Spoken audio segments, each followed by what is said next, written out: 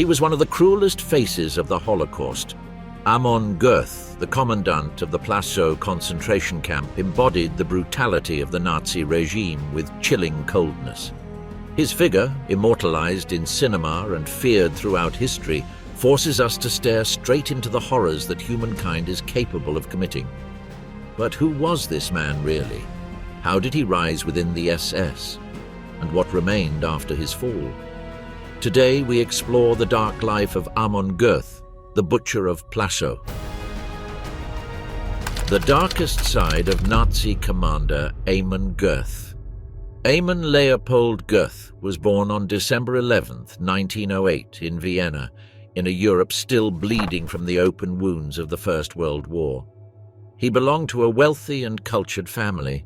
His father ran a renowned publishing house, and his parents, fervent Catholics, hoped their son would one day inherit the family business. But Göth had other plans. From a young age, he showed disinterest in books and business. Instead, he was drawn to extreme ideas, violence, and power. At 17, when most young people were still searching for their place in the world, he had already found his in the shadows of extremism. Amon Göth was just 17 years old when he embarked on the dark path of fanaticism. In 1925, he joined the then illegal Austrian Nazi Party, a marginal and underground organization that promoted nationalist and anti-Semitic ideas. 2 years later, in 1927, he joined the Heimwehr, a deeply anti-Semitic far-right paramilitary militia operating in Austria. This formation marked the beginning of his ideological radicalization. He quickly began to stand out within the Nazi cells in the Viennese district of Margareten. As he immersed himself more deeply in the party's ideology, his thinking hardened. He fanatically embraced the idea of a master race and unreservedly accepted the use of violence as a political tool. By 1930, Göth left the Heimwehr and took a further step toward extremism. He joined the Austrian branch of the Nazi Party. In September of that same year, he became a member of the Austrian SS, earning the basic rank of SS man. Thus began the rise of a man who would later become one of the Third Reich's most feared criminals. After joining the party, Göth became active in the Ortsgruppe, the local Nazi group in Vienna's Margareten district. He soon moved to the Mariahilf district, where he served in the Sturmabteilung, better known as the SA, and also as a local political leader. In 1931, at just 22 years old, he took a decisive step. He enlisted in the Schutzstaffel, the SS, an organization that was then still an internal protection force for the Nazi Party, but would soon become the heart of the Third Reich's terror apparatus. It was a meteoric rise. Göth not only had ambition and connections, but also the willingness to obey orders without question, no matter how brutal. He subsequently served in SS units in Vienna until he was promoted to Zugführer, or platoon leader, in the 52nd SS Standarte in January 1933. His rise was meteoric. He soon became an SS Scharführer, the equivalent of a squad leader. However, his clandestine activities, such as smuggling explosives for the Nazi Party, caught the attention of the Austrian authorities. After the Nazi Party was outlawed in Austria in June 1933, Göth became a fugitive. He fled to Munich, from where the party had established its operations in exile. From there he acted as an SS courier and smuggled radios and weapons into Austria. His commitment was total. He was arrested for the first time in October 1933, but was released shortly after due to lack of evidence. However, his involvement in Nazi coup circles put him back in the authorities' sights when, in July 1934, a failed Nazi coup culminated in the assassination of Austrian Chancellor Engelbert Dollfuss. Göth was arrested again, but managed to escape. This time he fled directly to the SS training center at Dachau, located next to the infamous concentration camp. Despite his loyalty to the regime, Göth temporarily distanced himself from the Nazi Party in 1935 due to disagreements with its commandant, Alfred Bigler. During this time, he lived in Munich, helping his parents with their publishing business. He married on the advice of his family, but the marriage was short-lived. He divorced a few months later. Göth's story took a new turn in 1938, following the Anschluss, the annexation of Austria by Nazi Germany. He returned to Vienna and resumed his political activities. That same year, he met Anna Geiger at a motorcycle race, and after a brief courtship, they married on October 23rd in a civil ceremony organized by the SS. As was customary, the couple underwent rigorous physical and racial testing to verify their genetic purity before marriage. They had 3 children, Peter, born in 1939, who died of diphtheria at 7 months old, Werner, born in 1940, and Ingeborg, born in 1941. During those years, the family maintained their residence in Vienna, while Göth continued his career within the SS. During the years leading up to the outbreak of World War II, Göth was assigned to the SS Totenkopfverbände, the Death's Head units, responsible for the control of the concentration camps.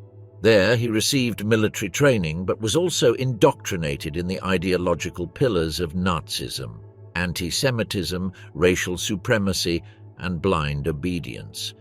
It wasn't just about training soldiers. The goal was to create soulless executioners, remorseless fanatics. In 1938, following Austria's annexation to the Third Reich, the Anschluss, Göth participated in repressive operations against political opponents and the Jewish population. It was then that he began to show the first signs of the brutality that would later define him. He acted efficiently, but also with a sadism that shocked even his own comrades. That same year, Austria ceased to exist as an independent nation. For Göth, it was the beginning of his true career. For his future victims, it was the beginning of horror. At the start of the war, he was assigned to the 89th SS Standard, and later transferred to the 1st SS Sturmbahn of the 11th SS Standard. In 1940, he was called up for military service in the Wehrmacht with the rank of Unterfeldwebel, field sergeant. But his SS service record indicates that he never saw active service as a regular soldier. Between mid-1941 and May 1942, Göth served as Einsatzführer, or action leader, and financial officer at the Katowice office in eastern Upper Silesia, under the supervision of the Reich Commissioner for the Consolidation of German Nationality. From there, he was responsible for organizing and executing operations aimed at the isolation, dispossession, and mass deportation of Jews. His logistical skill, coupled with his zealotry, earned him a reputation among the high command as an effective implementer of genocide. On July 14, 1941, he was promoted to SS Untersturmführer, equivalent to second lieutenant, and received a service certificate praising not only his ideological loyalty, but also his physical and leadership abilities. Amon Göth was the ideal type of the SS, disciplined, brutal, and completely dedicated to the Nazi project. In the summer of 1942, he was transferred to Lublin, Poland, where he joined the staff of Odilo Globoknik, head of the SS and police in Krakow. Globoknik was the chief architect of Operation Reinhard, the sinister plan to create the Bełżec, Sobibor, and Treblinka extermination camps. For 6 months, Göth participated in this operation. Although no direct documentation of his activities survives, those involved were sworn to secrecy. The records of his post-war trial reveal that he was responsible for gathering, organizing, and transporting thousands of victims to their deaths in these camps. That would be just the prelude to what would come next, his rise to command of the Plaszow concentration camp, and with it his conversion into one of the most sadistic symbols of the Holocaust. Plaszow fell under the command of Amon Göth. During World War II, Amon Göth's role took on a sinister dimension. He was no longer just an obedient official of the Nazi regime. He became one of its most ruthless executioners. In Vienna and other Austrian cities, he was actively involved in the identification, arrest, and deportation of Jewish families. But his definitive rise came when the Third Reich activated its most brutal plan, the final solution. By the end of 1942, the Nazis had abandoned all pretense of deportation or confinement. Now the goal was to systematically exterminate the entire Jewish population of Europe.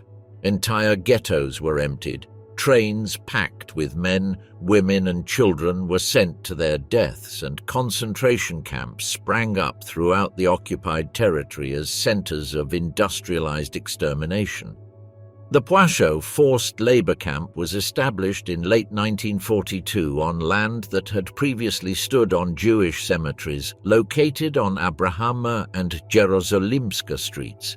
There, mainly Jews from the Kraków ghetto were confined, as well as prisoners from other liquidated ghettos, non-Jewish Poles, and Roma.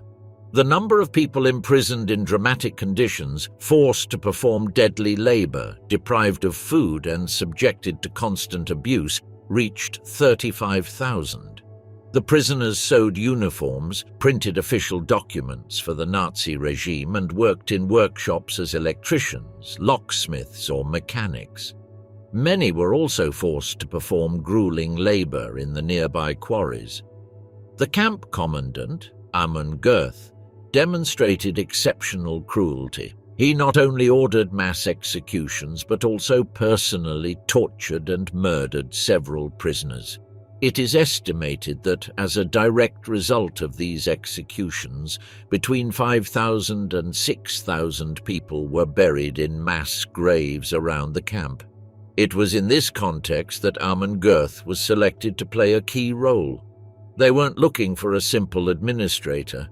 The SS wanted someone who embodied Nazi ideology in its purest form: cruel, efficient, fanatically loyal, and willing to kill without hesitation. They wanted an executioner in uniform, and they found their man. In 1943, Göth was assigned to oversee the creation and subsequent management of the Plaszow labor camp south of Kraków. When he arrived, the camp was still under construction. The barracks were being erected by the prisoners themselves, the wire fences were slowly being erected, and the grounds were beginning to take shape as a machine of oppression.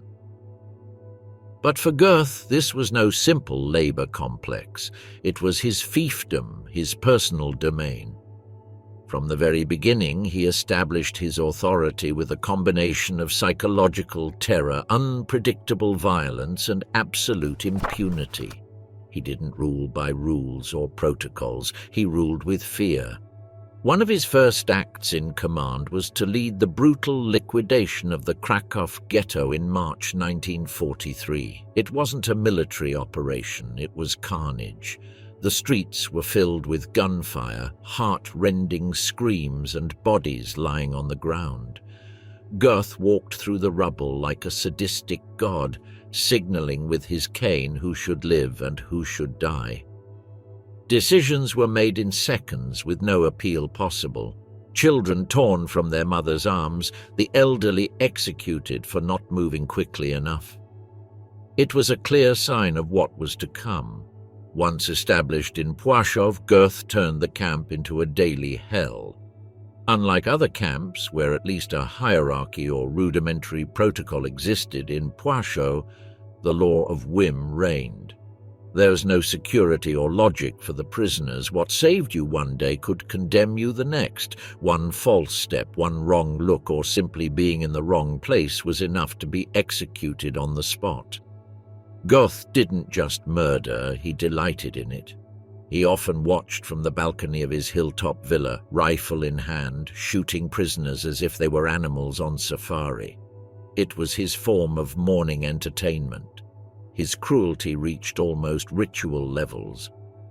During morning headcounts, he might order his guards to execute a prisoner at random just to reassert his power. On other occasions, seeing that a group was working more slowly than he expected, he might order the execution of several of them as a warning. He also kept 2 dogs, Rolf and Ralph, animals trained not to guard but to maim. At a simple command or a snap of the fingers, the dogs would attack the prisoners, tearing flesh, leaving mutilated bodies, often to death. The fear of the dogs was so profound that the prisoners avoided even looking them in the eyes. The guards under his command soon imitated him. Sadism became the norm. Any minor infraction, an improperly fastened button, a misplaced step, a delayed response, could result in a public execution. While Auschwitz has become the most recognized symbol of Nazi horror, neighboring Kraków experienced no less atrocious brutality. Ruled there by Amon Göth, a commandant whose cruelty knew no bounds, the entire camp operated as an extension of his personal violence. But his tyranny was not only physical, but also psychological. Göth understood that constant fear, the sense of absolute vulnerability, was a form of control as effective as the rifle. From the balcony of his villa, he shot prisoners as if they were targets, purely for entertainment. His regime slowly broke the prisoners, not only in body but in spirit. Amon Göth didn't run a labor camp. He ran a laboratory of horror where he experimented with human suffering and perfected his mastery over life and death. The conditions at the Plaszow concentration camp under the command of Amon Göth were not simply inhumane. They were meticulously designed to slowly and systematically destroy the dignity, body, and will of those sent there. Suffering was not a side effect. It was an integral part of the system. Most barracks lacked running water. The overcrowding was such that prisoners lived shoulder to shoulder, sleeping on dirt floors or wooden planks with no mattresses, no pillows, and barely a threadbare blanket for protection. During the harsh Polish winters, the ice penetrated to the bone. In summer, the stifling heat turned the camp into a pestilent oven. Lice, rats, and infectious diseases such as typhus spread rapidly, turning Plaszow into a place where death from disease was as common as death by execution. Sanitary conditions were zero. There was no soap, no hot water, and no clean clothes. The latrines were overcrowded, and the permanent stench of the place became unbearable. Food was scarce, deliberately insufficient to sustain the prisoners. Minimal rations of stale bread, watery soup, or potato chunks were distributed, barely enough to survive. Many resorted to eating grass, roots, insects, and even chewing wood chips just to mitigate the atrocious hunger. Those caught stealing food or hiding leftovers were brutally beaten, tortured, or outright executed as a public warning. Children, especially those who had survived the liquidation of the Kraków ghetto, faced an even more tragic fate. The Nazi regime recognized no value in them if they were unable to work. Many were torn from their parents' arms upon arrival, their cries silenced with violence. Some were beaten for crying, others for trying to hold their mother's hand or cling to a sister. In the most horrendous cases, they were used as subjects for medical experimentation by visiting SS doctors. To the Nazi establishment, they weren't children, they were waste. The day Göth ordered the expulsion and execution of more than 500 children from the camp is etched as one of the most infamous acts of his regime. Survivors' testimonies describe that day in words that still tremble with horror. As the war progressed and the Third Reich began to crumble, the Nazi High Command realized that the crimes committed could not be kept hidden forever. A systematic campaign was then launched to erase all evidence of the genocide. This secret operation, which spanned several concentration camps, aimed to eliminate the physical traces of the mass killings. Plaszow became one of the main locations for this sinister task. Göth, with his brutal efficiency, was one of those charged with carrying it out. Under his supervision, special units made up of Jewish prisoners, known as Sonderkommandos, were organized. They were forced to dig up the mass graves where thousands of bodies had been hastily dumped during the 1943 massacres. The bodies, in an advanced state of decomposition, were stacked like firewood. The prisoners were provided with no gloves, masks, or any protection whatsoever. They worked amid the unbearable stench of death, dragging corpses under constant guard. Every day the bodies were doused with gasoline and set on fire. The order was clear: there should be no trace, there should be no evidence. The Sonderkommando's existence was as brief as it was tragic. After days of exhausting labor, when they were already physically and mentally destroyed, Göth ordered their execution. No witnesses should survive. A new group was then selected, and the cycle began again: dig up, drag, burn, and die. Most disturbing was that Göth did not delegate this task remotely. Numerous surviving witnesses recounted that he would often appear unannounced at the cremation grounds. He would walk among the piles of corpses like someone inspecting a construction site. Sometimes, with a lit cigar between his fingers, he would comment on the efficiency of the fire or the speed with which the bodies burned. His presence wasn't for control, but for enjoyment. Watching the dead burn was for him part of the spectacle. Amon Göth's perversion knew no bounds. Under his command, Plaszow ceased to be a labor camp and was transformed into a laboratory of terror. There, every brick, every barrack, and every order executed was a reflection of his personal sadism. His figure embodies not only Nazi brutality, but what happens when absolute power combines with the total dehumanization of others. Amon Göth lived surrounded by luxury.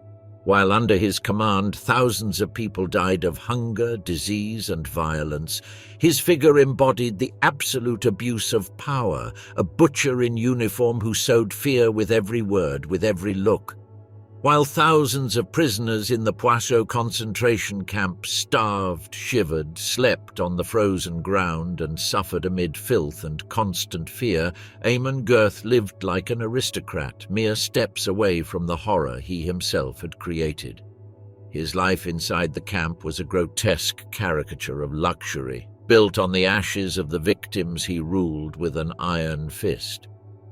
In the heart of the camp, Göth had a spacious villa built for himself, a far cry from the Spartan style that characterized even high-ranking Nazi officials during wartime. This was no mere functional residence, it was a private palace. Fine carpets, hand-carved furniture, porcelain tableware, velvet curtains, crystal chandeliers, original works of art hanging on the walls. Every object shared a common origin: theft. The belongings that filled his house had been looted from the homes, suitcases, and corpses of thousands of deported and murdered Jews. Göth appropriated whatever he desired: pocket watches, jewelry, paintings, silverware, and luxurious clothing. Nothing was safe from his greed. Even the gold teeth removed from bodies were melted down and hidden in personal chests. He dressed in expensive suits, wore Swiss watches, and drank the finest cognac. He regularly held private banquets and parties with other SS officers in the middle of the camp, while the screams of prisoners and the echo of gunfire served as a background soundtrack. The villa was, in practice, an island of luxury in the midst of a sea of death, and he walked around it like an absolute king, arrogant, unpunished, and cruel. But he didn't just steal. He also kidnapped people for his personal use. One of the most harrowing stories is that of Helen Jonas Rosenzweig, a Jewish teenager whom Göth personally selected to be his maid. He pulled her out of line without warning and told her that from that moment on she would work for him.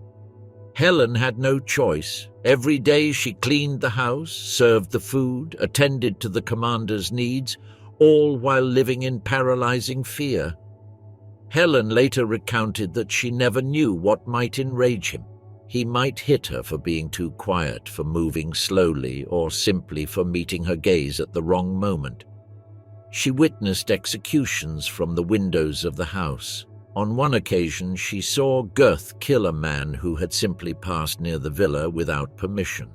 Violence wasn't something he hid. It was part of his presence, part of his authority, part of his identity. Everyone knew it. Camp guards, other SS officers, and even some civilian visitors understood that Amon Göth was a dangerously unstable man, but few dared to confront him.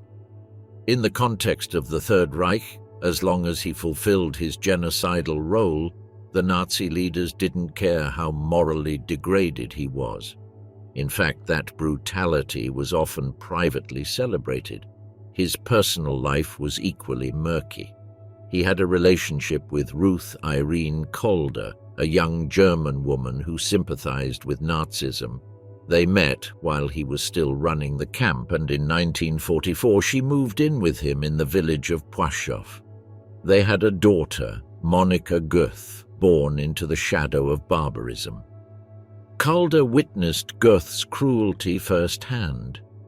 She saw how he treated prisoners, how he murdered them without flinching, how he trained his dogs to attack and tear apart.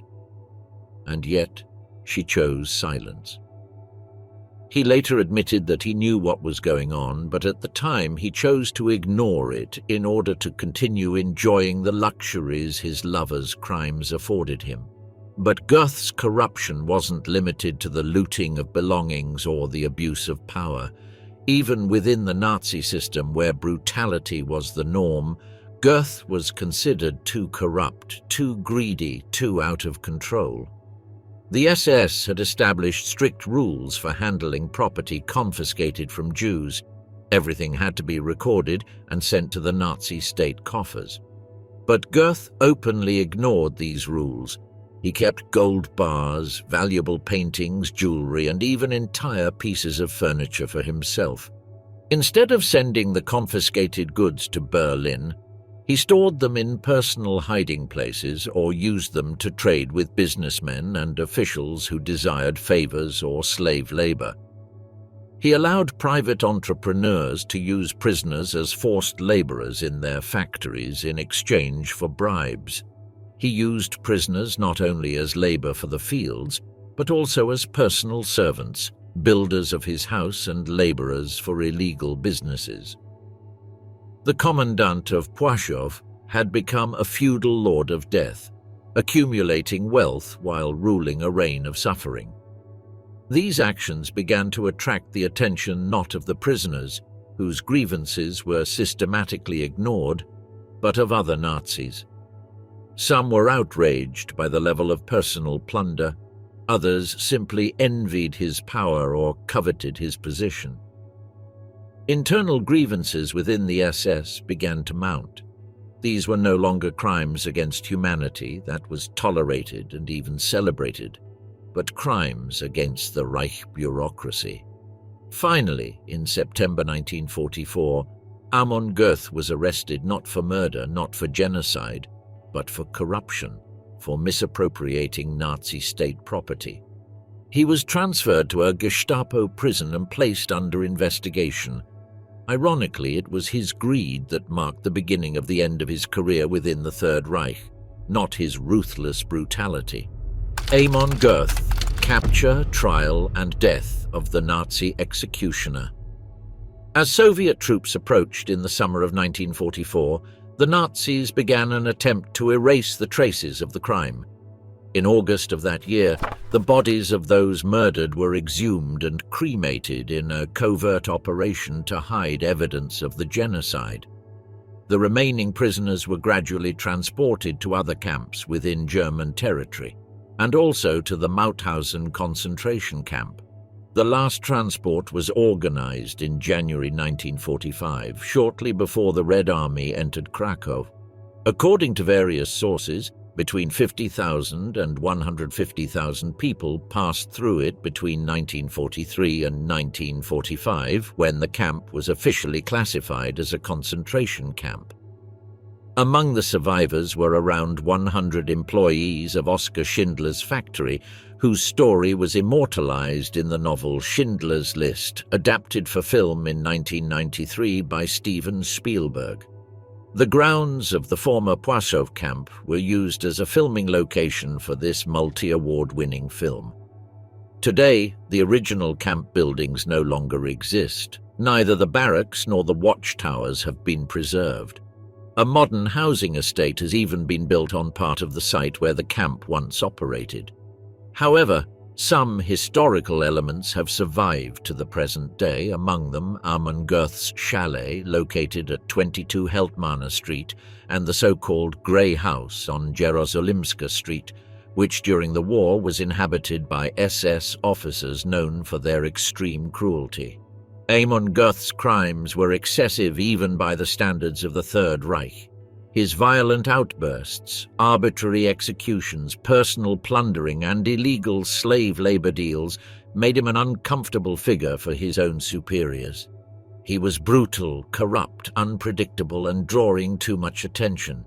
In the basement of that house, according to survivors' testimonies, systematic torture was practiced, and it was said that no one ever came out alive. The victims of the concentration camp have been commemorated with a series of small obelisks.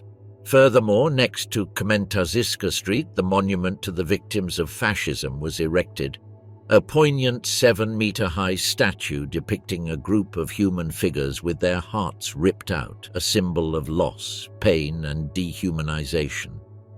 British actor Ralph Fiennes' portrayal of Amon Göth in Schindler's List, 1993, was particularly striking. The coldness in his gaze and the expression of pure evil he projected were chilling. Unlike other fictional Nazi villains in cinema, such as Colonel Hans Landa, masterfully played by Christoph Waltz in *Inglourious Bastards*, 2009, Amon Göth was a real historical figure. His existence and crimes are documented and confirmed by hundreds of testimonies. During the filming of Schindler's List, survivor Mila Pfefferberg, who had been imprisoned in Plaszow, was presented to Ralph Fiennes dressed in an SS uniform. Upon seeing him, she began to tremble uncontrollably. That image vividly reminded her of the real Amon Göth, the man who had marked her life with horror and fear. Göth was known as the Butcher of Plaszow or even the Butcher of Krakow. He was an alcoholic, extremely violent, and actively participated in Operation Reinhard, the code name for the Nazi plan for the total extermination of Polish Jewry. In his speech at the opening of the Plaszow camp, Göth, now the official commandant, warned the prisoners of their fate with the terrifying words, "I am your God." Before arriving at Plaszow, Göth had been involved in the liquidation of the Krakow ghetto and had worked at the Treblinka and Sobibor extermination camps, two of the most infamous sites of the Holocaust. At Plaszow, he indulged his darker side without restraint. He drank uncontrollably, practiced sickening cruelty, and reveled in the suffering of others. He not only brutalized the Jewish prisoners, but also mistreated his own subordinates and was active in the black market to finance his alcoholism. He was finally arrested by the Gestapo in Vienna in 1944, accused of corruption, theft of Jewish state property, and illegal trading. However, after being interrogated, he was released. Paradoxically, the minutes of that interrogation, prepared by his own Nazi comrades, would later be used as evidence against him at the Nuremberg trials and helped seal his death sentence. There, his true identity was revealed. The charges were unrelated to mass murder or his brutality. That, in Nazi logic, was part of the job. What truly brought him down was his greed. He was accused of systematic theft of Jewish property, misuse of confiscated goods, illegal black market trading, abuse of power, and personal appropriation of wealth that, according to the laws of the Third Reich, had to be sent to the state. It was extremely rare for a Nazi officer of his rank to be arrested, but the situation with Göth had reached a critical point. His behavior not only aroused the suspicion of other officers, but also began to jeopardize the chain of command and the internal order of the system. He was dismissed from his post at the Kraków-Plaszow concentration camp, and the SS launched an internal investigation.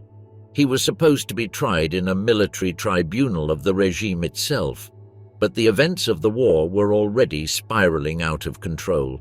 The Wehrmacht was suffering devastating defeats, front lines were collapsing, and the infrastructure of the Third Reich was rapidly crumbling. The trial against Göth was postponed again and again, and it never took place under Nazi justice. The regime that protected him, and of which he was one of the most brutal faces, was about to disappear forever. True justice came in May 1945, just days after the unconditional surrender of Nazi Germany. Göth was captured by American troops in Austria, where he was trying to hide. He had no time to organize an escape or create a new identity. By then, he was already a household name among the Allies. His figure had come up repeatedly during early interviews with Holocaust survivors, especially those who had passed through the Krakow ghetto or the Plaszow camp. Everyone remembered his name, and no one forgot his face. Göth lived out the end of the war in an Austrian military hospital, where he was arrested by the American military police. He was first transferred to Munich and then to the Dachau internment camp. Poland had been one of the nations most devastated by the war, and the Plaszow camp was located on Polish territory. Polish authorities requested his immediate extradition, which was quickly approved. Göth was returned to Kraków, the city where he had sown terror and where he would now stand trial. The evidence against him was overwhelming. Not only were there hundreds of eyewitness accounts, but also official documents signed by him, camp records, Nazi reports directly linking him to execution orders, deportation lists, and notes written in his own hand. There were photographs, letters, and even statements from former Nazi guards confirming his sadism. His trial began on August 27, 1946, in a special court in Kraków. The charges were clear: war crimes, crimes against humanity, mass murder, and systematic plunder. He was accused of personally murdering Jewish prisoners with his weapon, ordering mass shootings, and running the camp with extreme cruelty, killing on a whim or for mere entertainment. He was also accused of stealing vast amounts of gold, art, jewelry, and money from the Jewish civilian population. For weeks, survivors testified.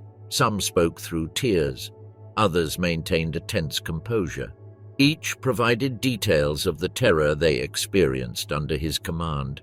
Atrocious scenes were reconstructed: executions at dawn, public punishments, children separated from their mothers, makeshift ovens for burning corpses, and Göth strolling through the camp, firing from his balcony just for fun. Göth did not completely deny the facts. He admitted that people had died under his watch, but, like so many other war criminals, he used the excuse of the obedient soldier. He said he was only following orders, that he was acting under higher instructions, that he was just another cog in a machine much larger than himself. But by 1946, that excuse was no longer sufficient. The Polish court was relentless. The evidence was irrefutable. The verdict came on September 13, 1946. Amon Göth was found guilty on all counts: murder, genocide, plunder, and crimes against humanity. His sentence: death by hanging. The location of the execution had a powerful symbolism. Göth was taken to Montelupich prison in Kraków, just a few kilometers from where he had once been master of the Plaszow camp. He was hanged on a nearby hill, visible from the very spot where he had committed so many crimes. Many camp survivors were in attendance. Some wanted to see history come full circle. This wasn't about revenge, it was about justice. Justice for the thousands of men, women, and children who died under his regime. Amon Göth was only 37 years old when he died, but his legacy was that of a monster. During his time at the helm of Plaszow, it is estimated that more than 8,000 people were murdered. Some were shot in mass executions. Others died of hunger, disease, cold, or exhaustion. Some fell victim to his dogs. Still others were thrown into mass graves. Each of those lost lives left behind a truncated story, an irreparable void, an inherited trauma. With his execution, the world took a step, small but firm, toward recognizing the Holocaust as the most atrocious crime of the 20th century. But no punishment could match the pain left by his name. Amon Göth was not simply a murderer. He was the face of a genocidal system that turned the ideology of hatred into state policy. And his story to the very end reminds us what happens when humanity loses all compassion. An estimated 30,000 people passed through the Kraków concentration camp during its operation. Most never emerged alive. They died from summary executions, disease, hunger, cold, or exhaustion. Many of their deaths were never even recorded. They simply vanished under the weight of daily terror. And although Amon Göth was executed in 1946, the full magnitude of his crimes took years to fully come to light. Over the following decades, camp survivors began to tell their stories. Some wrote books, others gave interviews or spoke in court. Each testimony added another piece to the portrait of a demented regime and a particularly sadistic commander. Many recounted how they lived every day under a permanent state of fear, a fear that was embodied in Göth, a man who could decide between life and death with the lift of his finger. Some of the most harrowing testimonies came from those who worked in his home. There, in his residence built inside the camp, Göth's sadism was on full display. He walked around armed, trained his dogs to attack prisoners, beat servants, and maintained a routine of violence that seemed straight out of a horror novel. Among those who witnessed him up close was a young Jewish woman named Helen Jonas, who was forced to serve as a maid in his home. Helen lived every day in terror of making the slightest mistake. She didn't know if she would still be alive the next minute. A wrong look, a misplaced word, or simply her presence could unleash the commandant's fury. Helen later declared, "I thought I wouldn't survive another day, but I survived, and I had to tell what I saw." Her testimony was essential to reconstructing the environment of systematic cruelty that surrounded Göth. But her story doesn't end there. At the time of his arrest, Amon Göth had already fathered a daughter. Monika Göth was born shortly before his execution in 1946.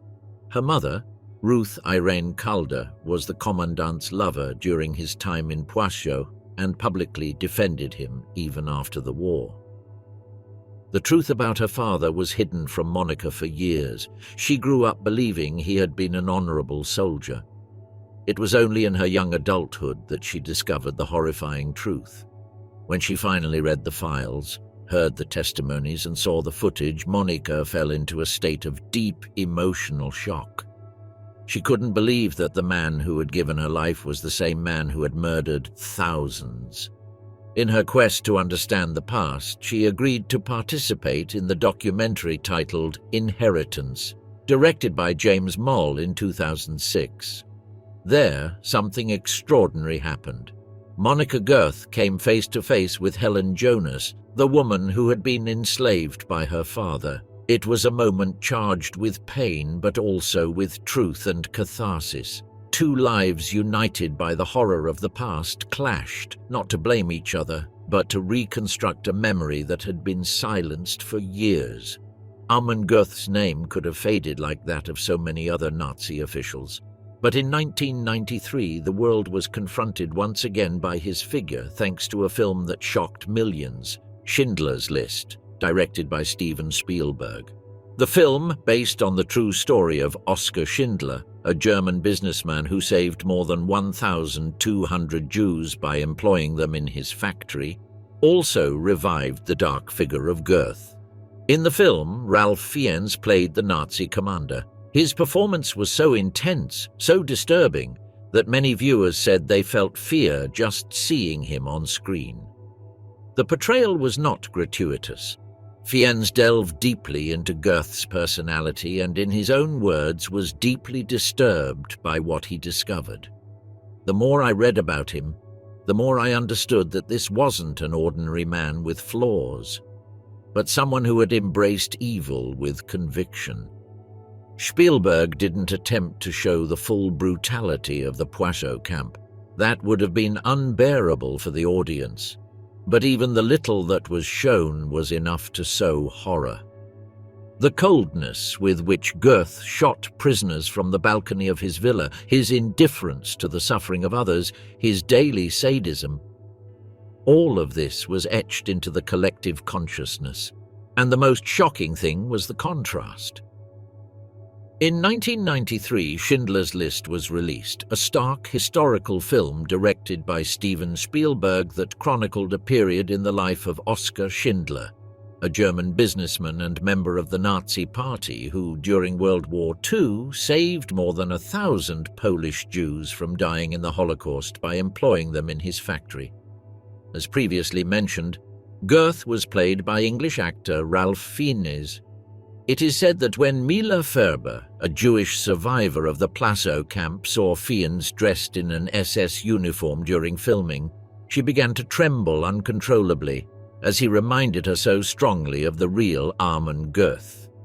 Amon Leopold Göth, also known as Amon Göth, was born in 1908 in Vienna, then the capital of the Austro-Hungarian Empire. In 1927, he joined the anti-Semitic and nationalist paramilitary group Heimwehr, Homeland Guard, and 3 years later joined the Austrian branch of the Nazi Party and the Austrian SS. After the Anschluss, the annexation of Austria by Nazi Germany, Göth married Annie Geiger in October 1938, with whom he had 3 children. Having gained a reputation as an administrator in the Nazi efforts to isolate and relocate the Jewish population, he was promoted to second lieutenant in the SS and transferred to Lublin in occupied Poland, where he participated in Operation Reinhard, the code name for the construction of the Bełżec, Sobibor, and Treblinka extermination camps. He was later appointed commandant of the Plaszow concentration camp in Kraków. From there, he personally oversaw the liquidation of the Kraków ghetto. All occupants deemed fit for work were transferred to the new camp, while those who were not were sent to extermination camps or executed on the streets. Beginning on September 3, 1943, Göth was the officer in charge of the liquidation of the Tarnow ghetto, which had housed 25,000 Jews, about 45% of the city's population, since the beginning of the war. They were all transported by train to the Auschwitz concentration camp.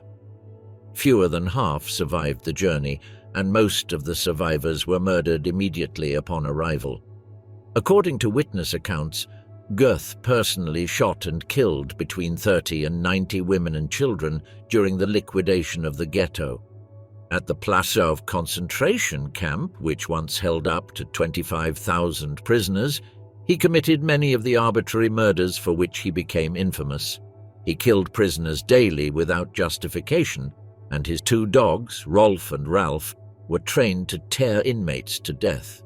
Pfefferberg, one of the Jews saved by Oskar Schindler, later stated, "When you saw Göth, you saw death."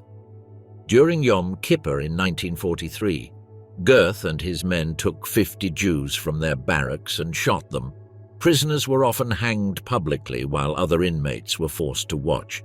Moshe Beisky, a Jew under Schindler who later became a judge on Israel's Supreme Court, recounted that on one occasion, a prisoner named Ulmer was summoned by Commandant Göth. Ulmer unleashed his dogs, which began to devour him alive. While he was still breathing, Göth shot him. On another occasion, a group of prisoners unloading merchandise stole some food. When Göth asked whose it was, no one answered. He then shot several at random until one confessed. The rest were punished with 100 lashes each. One of the older men, badly beaten, was forced to thank him for the punishment. When he turned around, Göth executed him. Witnesses recount that, as seen in the film Schindler's List, Göth used to fire his rifle from his office at prisoners who were walking slowly or resting in the camp.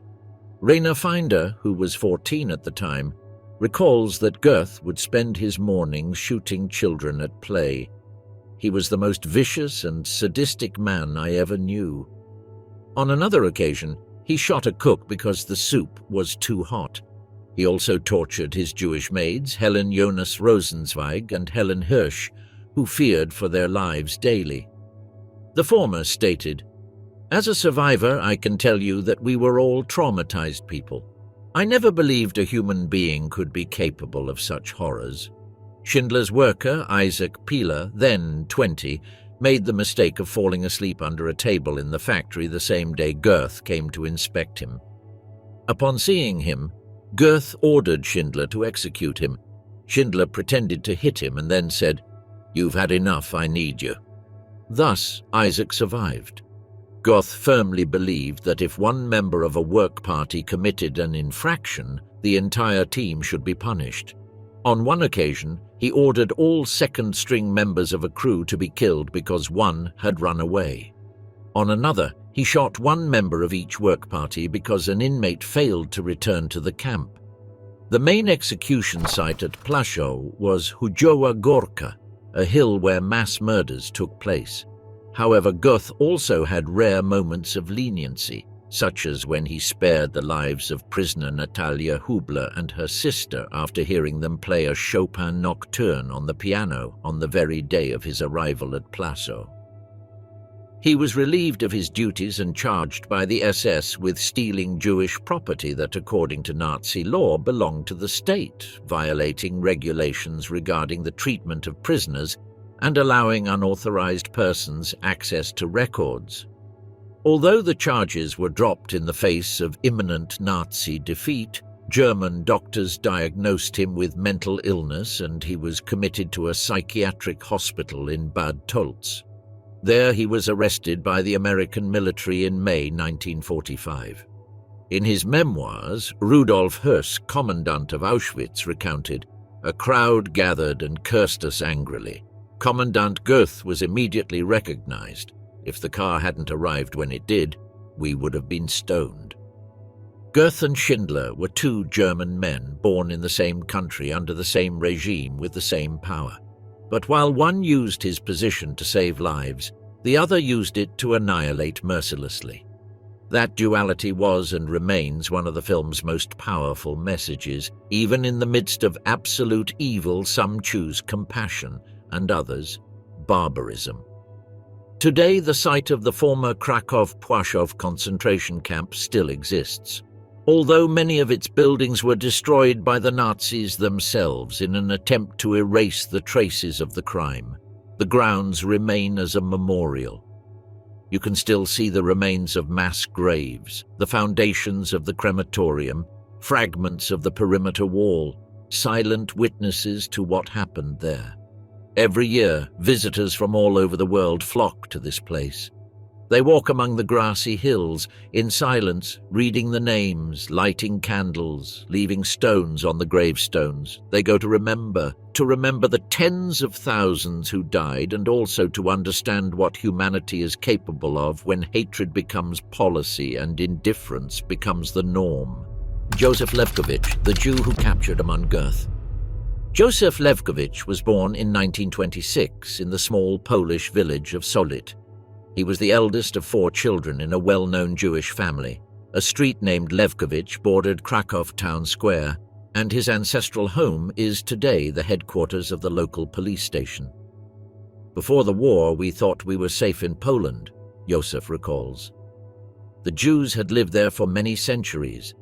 We were Polish citizens protected by Polish law. Never in our wildest dreams could we have imagined being deported to a death factory." But when Nazi oppression began, no one stood up for them. Most Poles followed the Nazis' orders. Some even helped them round up Jews.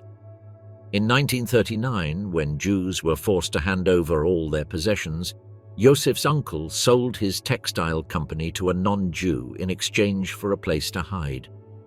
The arrangement was short-lived. When the man feared being discovered, Joseph recalls, he handed us all over, and they were killed. At 13, Joseph made a promise. "If I survive, I will return to find that man and make him pay." But after the war, Josef could no longer remember his name. The Nazis were moving ahead with their plans. Josef and 15,000 other Jews were taken to a flooded camp where they were forced to sit all night, cold, hungry, and waist-deep in water. The elderly were separated to one side and shot. The next morning, 95% of those Jews, including Josef's mother and siblings, were taken to the Wzek camp to be exterminated immediately. Only 800 survived the night. Among them were Josef and his father, who were sent to a forced labor camp. Over the years, Josef was moved from one concentration camp to another. He recalls an incident at Melk, a subsidiary camp of Mauthausen. Because I'm quite short, I was always in the front row during morning inspections. One day, the camp commandant, Julius Ludolf, stood right in front of me. Without thinking, I saluted him, put my wooden shoes together and said in German, "Sir, I will polish your boots until they shine like the sun." Minutes later, an officer took Josef to the outskirts of the camp, to Ludolf's magnificent villa perched high on a hill. A short while later, Ludolf appeared. He didn't speak. He barked like a dog. Josef understood he had to start polishing his boots. Then they led him to a garden and assigned him a new daily task, feeding the commandant's rabbits and chickens. This gave him access to animal feed much better than what he received in the camp. "I was happy to see the carrots for the rabbits," Josef says, "and I was the first rabbit I fed." At night, Ludolf hosted parties at his villa for the SS officers. They would throw away huge amounts of food, and Josef, starving, would collect and eat it. Risking his life, he would also take some of that food back to the camp to feed other prisoners. At the villa, a lieutenant named Otto Streigel had a cruel pastime, mistreating Josef. He would order me to stand in a corner with my mouth open, and I would try to throw small stones into it. Usually they would hit me in the face. After the war, Josef dedicated himself to searching for the Nazis who had tortured him. He discovered Julius Ludolf hiding in a small village. He testified against him in court. He recounted his crimes and revealed the large amount of jewelry, gold, and foreign banknotes that Ludolf had stolen. Ludolf, and also the lieutenant who had thrown stones at him, were executed. Although Josef spent a lot of time unguarded in the village outside the camp, he never attempted to escape. He had done it before. Once he managed to get away from a work party and began desperately searching for someone who would give him food or shelter. But people, they simply slammed the door in his face.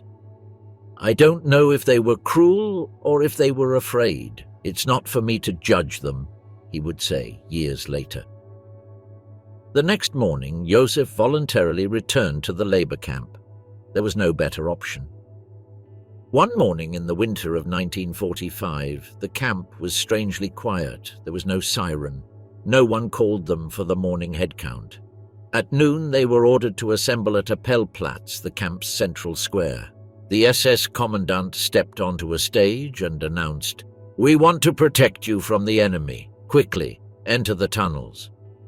Rumor spread that those tunnels were loaded with dynamite and that the Nazis were planning to blow them up all together. Thousands of prisoners began shouting, "Nein, no!"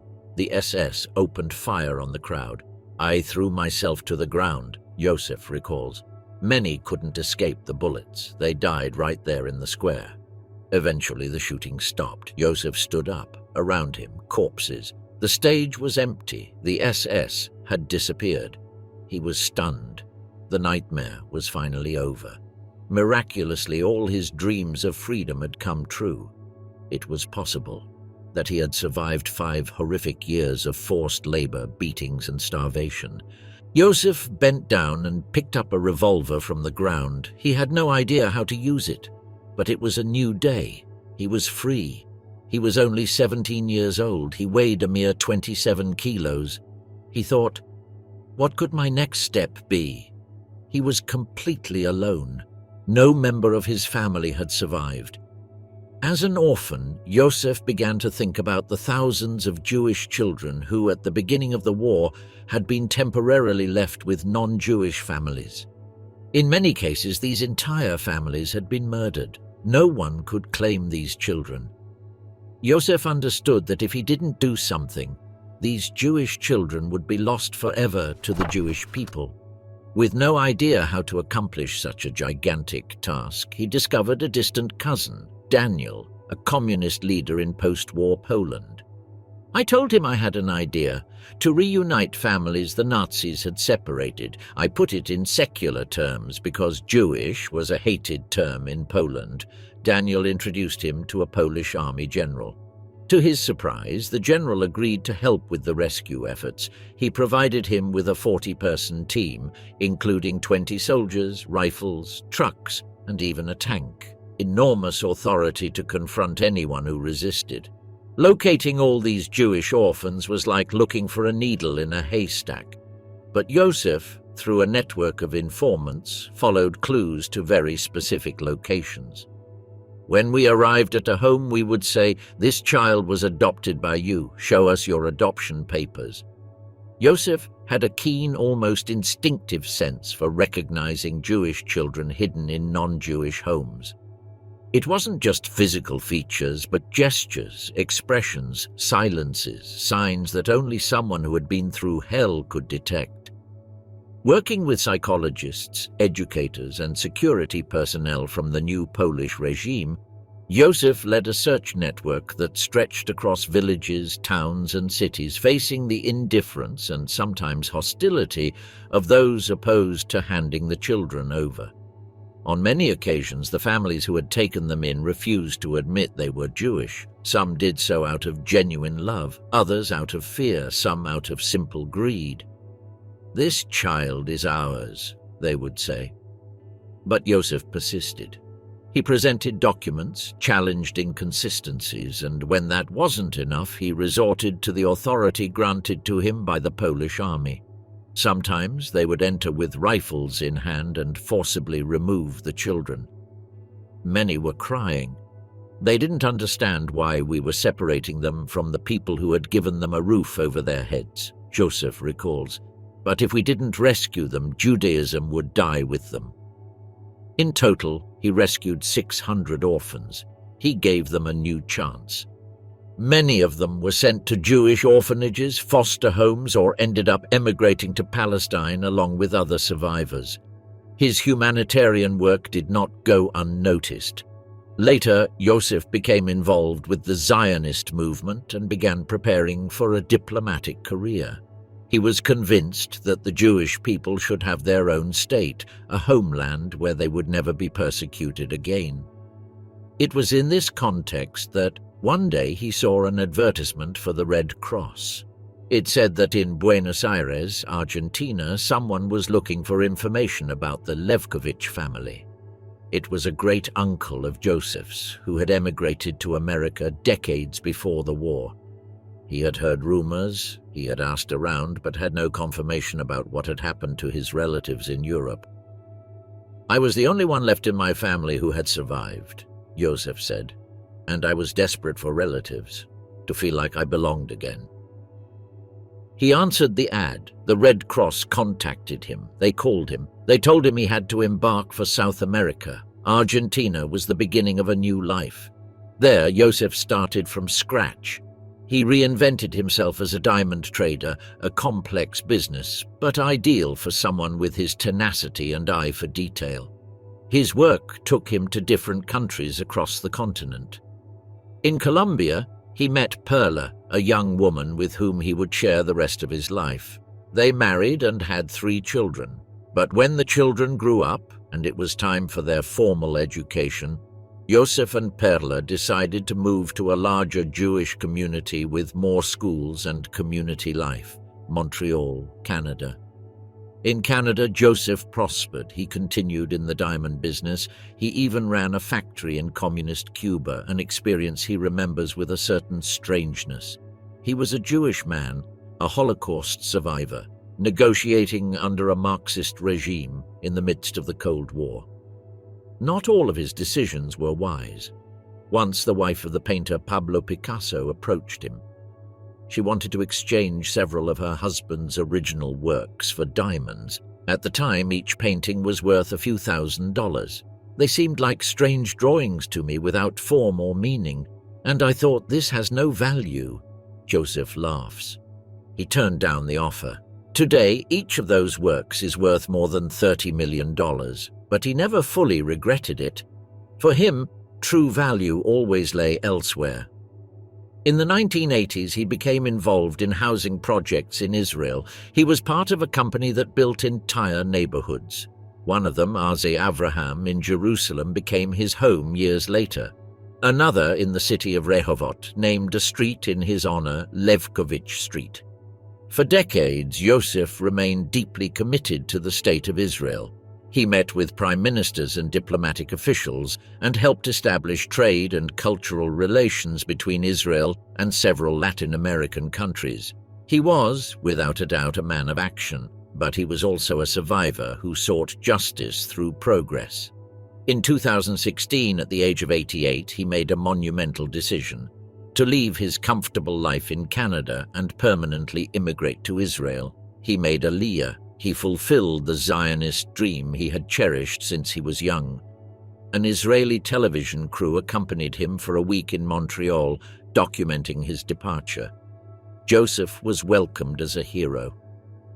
For many years I had wanted to make Aliyah, he confessed, but I understood that if I didn't do it now, then I would never do it. I am very happy I made the decision. I found many friends and very good neighbors. For many years, he refused to speak publicly about the Holocaust. He remained silent out of pain and shame. But his children and grandchildren encouraged him. "Grandpa, your story has to be told." Thus was born his book, From the Ages to the Legend, A Miraculous Journey, a private edition intended for family and close friends. He didn't do it for fame, he did it for memory. I realized that if I didn't tell my story, then no one would. I lost all connection to the past, and now I must warn future generations. In 2011, he embarked on an emotional journey with his youngest son. They toured Kraków, visited Auschwitz, Belzec, the camp where his mother and siblings were murdered, and the village where Joseph had grown up. They also walked through Plaszow, the concentration camp run by the infamous Amon Göth, whom Joseph witnessed firsthand. No matter how much has been written about the Holocaust, it's impossible to describe the terror, the hunger, the desperation. For 5 years, from morning to night, I worked in quarries, on the railways, and on salt mines. I was prepared to do whatever I was ordered to do. All I thought about was surviving. One more moment, no time to think, because if I thought, I'd go mad. Those memories don't dissolve with time. I often wake up at night drenched in sweat, Joseph admits. Last week I dreamed I was fighting a Nazi who wanted to shoot me. I took his rifle and his voice trails off. He doesn't need to finish the sentence. Joseph Levkovich rescued 600 orphan children. He testified against Amon Göth, and he built a dignified, luminous life after the most absolute darkness. That, without a doubt, was his own particular revenge, a revenge without hatred, a revenge made of memory, justice, and life. Amon Göth was more than a Nazi commander. He was the embodiment of sadism elevated to a system of unlimited power exercised over the most vulnerable. From the terrace of his villa in Plaszow, he fired his rifle at defenseless prisoners as if they were game. His dog, trained to tear human flesh, completed the picture of a soulless everyday life. He was not a mythological monster. He was a man, and that is the most terrifying thing. His cruelty was finally judged. In 1946, after being captured by the Allies, Göth was found guilty of crimes against humanity. He was executed in Poland, but not before hearing the testimonies of those who survived his reign of terror. His executioner was history, but the true punishment was that his name, once feared in the barracks, was engraved in the collective memory as a symbol of Nazi horror. Because in the face of sadism, there was also resistance. In the face of hatred, there was courage. In the face of the attempted extermination, there was life. Yosef Levkovich, a young Jewish man who lived in the shadow of Amon Göth, survived. Not only did he survive, he saved 600 orphaned children, rebuilt his life on 3 continents, and raised his voice so that the world would never forget. Goeth's story is the story of the lowest human beings can fall.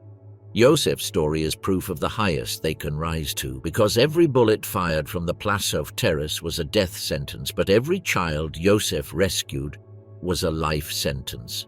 Thus ends this story, not with the executioner but with the survivor, not with death but with memory. The story of Amon Göth must not be forgotten, not because he deserves to be remembered, but because what he did must never be repeated.